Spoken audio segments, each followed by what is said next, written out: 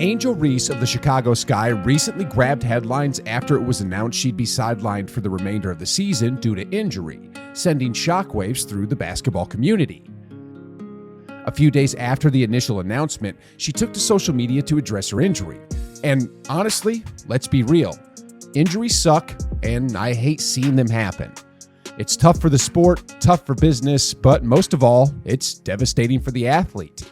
I wouldn't wish an injury on anyone, ever.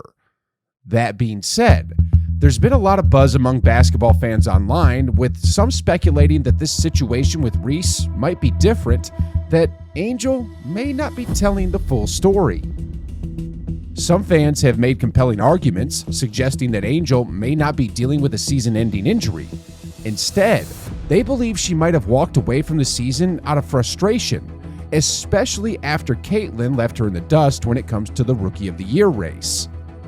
Well, today I'm going to dive into the facts and lay it all out so y'all can decide for yourself if Caitlin Clark actually made Angel Reese quit. What was the injury? Do you know? She didn't disclose a risk. If she's reporting it, they're reporting. She probably needs surgery, huh? Before we dive into the details of the injury and what went down, let's quickly set the stage by looking at the history between these two. As we all know, the history between Angel Reese and Caitlin Clark goes back to their college days. Then, ever since they both entered the WNBA, there's been no shortage of drama between them, like the head-smacking incident, cheering on a teammate after she went after Caitlin on the court, and celebrating with everyone but Caitlin. If you asked Angel, she'd brush it off, saying there's no bad blood. There's never been beef. Like, we've talked trash to each other in AAU. Like, that it's been that.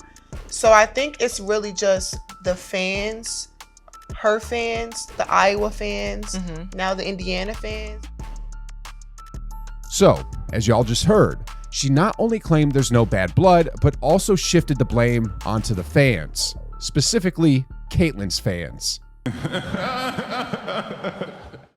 Well, that's another story for another day, but the truth is, 17% of all flagrant fouls in the WNBA have been committed against Caitlin, and a staggering 80% of those come from Angel Reese's team, the Chicago Sky. On the flip side, Caitlin hasn't engaged in any of that behavior toward Angel or the Sky at all, and instead has just been playing basketball at the highest level. Good ball movement on this possession. Logo shot. Logo make for Clark.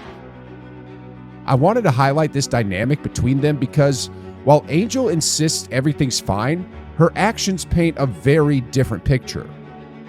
Anyway, with that being said, the big question today is whether Caitlin was the reason Angel decided to call it quits for the rest of the season. Well, as we all know, one of Angel's biggest goals this season was likely to win Rookie of the Year and break some records for rebounds and, of course, double-doubles. Now, on August 29th, ESPN sparked outrage by tweeting out an article saying Angel Reese was leading Caitlin Clark in the Rookie of the Year race. It was completely ridiculous. I mean, when you compare the numbers, it's not even a contest. It's nowhere near close. Just take a look for yourself. In every category, except rebounds, Caitlin outshines Angel. Points, assists, shooting percentages, steals, and heck, even in blocks, Caitlin dominates across the board. Another reason that tweet was so absurd is that Caitlin had, and still has, her team in a far better position. Before the tweet, the Fever had 15 wins and 16 losses, sitting third in the East, while the Sky were struggling with just 11 wins and 19 losses. The comparison just doesn't add up. Are y'all seeing why these two aren't even in the same league and why ESPN posting that tweet was flat out disrespectful? But anyway, after the August 30th game where Caitlin dropped 31 points and handed out 12 assists before leaving with 3:52 left in the fourth while Angel stayed in to stat pad, any remaining doubt about who deserved Rookie of the Year was completely wiped out.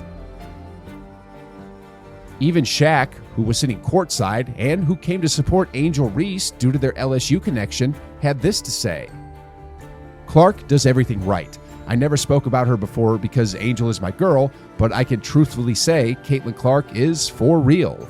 I'm watching her play, and I'm trying to be upset, but she makes the right pass, makes the right play. Girls try to beat her up, and she doesn't complain. She's a great one, even early on in her career. After this game, it was clear to Angel that she wasn't going to win Rookie of the Year over Caitlin. However, there was still one thing she could do to boost her legacy: break the single-season rebounds record. In the following game against the Minnesota Lynx, Angel achieved that goal, surpassing Sylvia Fowles' single-season record of 404 rebounds. At this point, there wasn't much left for Angel to achieve this season. The Rookie of the Year was already out of reach, and she'd broken the single-season rebounds record, likely set some double-double milestones too. But to be honest, the legitimacy of those records is questionable.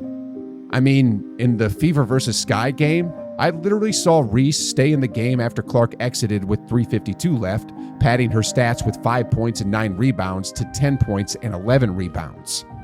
If she padded her stats in this game, who knows how many other games she did the same. But back to the story. Reese played a few more games, finishing the season with an impressive 446 rebounds, leading the league and WNBA history. And this brings us back to the big question. Did Caitlin Clark push Angel Reese to the point of quitting the season?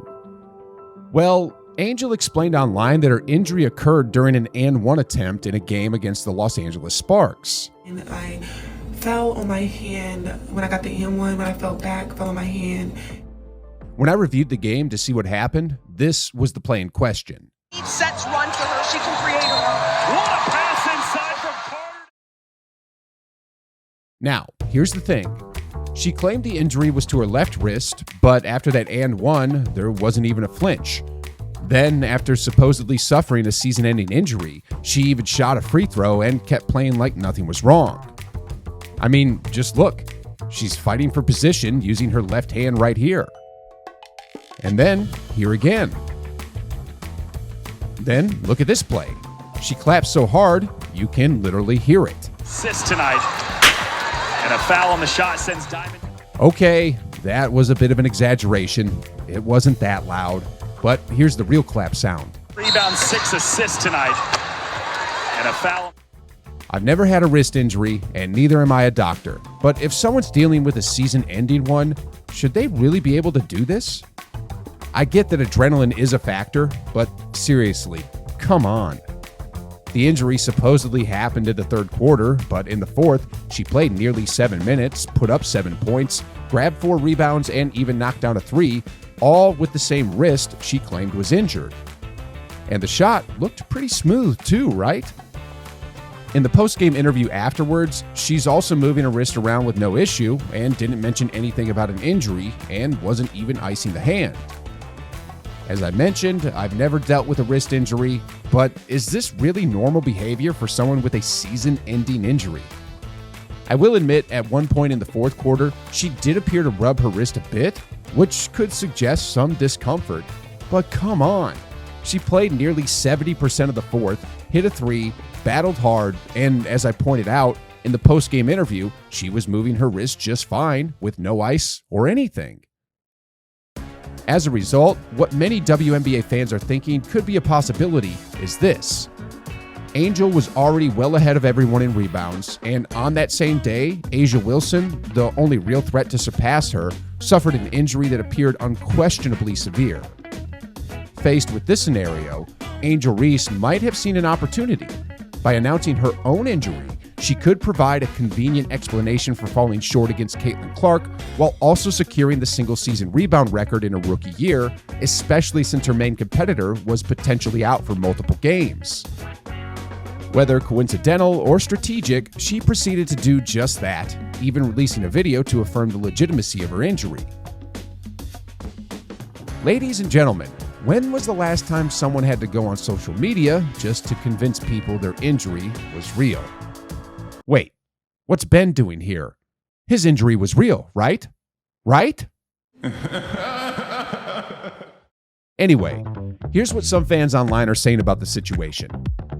As a former pro overseas, having a season-ending wrist injury and still being able to play and shoot a three-pointer is fishy. Zero evidence of an injury on the bench or in the post-game presser. No ice, no taping, no indications of being in pain. And last but not least, 100% she faked the injury because she didn't want to lose to Caitlin. She is very immature. This is the sentiment many WNBA fans are expressing right now about Angel's season-ending injury. And the ironic twist? Angel Reese likely didn't see this coming. A'ja Wilson is a beast and only missed one game and is now closing in on that rebound record. As of today, she's just 12 boards away, and by the time this video drops, she'll probably have already overtaken it. Angel, on the other hand, already has the cast on her hand, so it's unlikely she'll be making a return to grab any more rebounds. But anyway, what do y'all think? Did Angel Reese quit on the season because Caitlin left her in the dust with nothing left for her to win individually? Or do you think the injury is legit, and that even if she was still in the running for the Rookie of the Year, she would have gone through the same so-called season-ending surgery? Let me know what you think in the comments below, but before you go, did you know that in addition to Angel, Caitlin seems to be shutting down all her critics this year? I'm serious. Every person who's come after Caitlin seems to have been hit with some serious karma. If you're curious about what I'm talking about, make sure to check out this video right here where I break it all down.